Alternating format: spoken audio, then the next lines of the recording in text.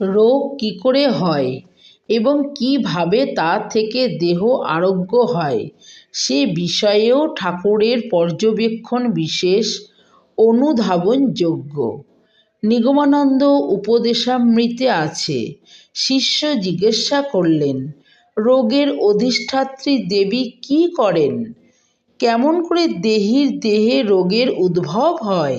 ঠাকুর উত্তর দিলেন, তিনি এসে দেহীর সমস্ত সিস্টেমটাকে ওলট পালট করে দিয়ে যান।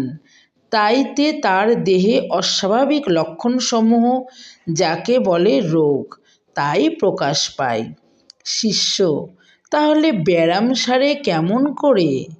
ঠাকুর, ঔষধ প্রয়োগে আবার সেই অ্যাবনর্মাল সিস্টেম নর্মাল কন্ডিশনে ফিরে আসে। কিন্তু তারা যাকে নেব মনে করে তার আর কিছুতেই রক্ষা নেই। শত ঔষধেও তার কোনো ফল হয় না। এ হচ্ছে ভগবানের অদ্ভুত লীলা রহস্য। তিনি যে কোন দিক দিয়ে কী করছেন তা বুঝবার মানুষের সাধ্য কোথায়? একটা বিষয় বিশেষভাবে লক্ষ্য করার মতন, সমস্ত কন্ট্রোলই মনেতেই মুক্ত, মনেতেই বদ্ধ।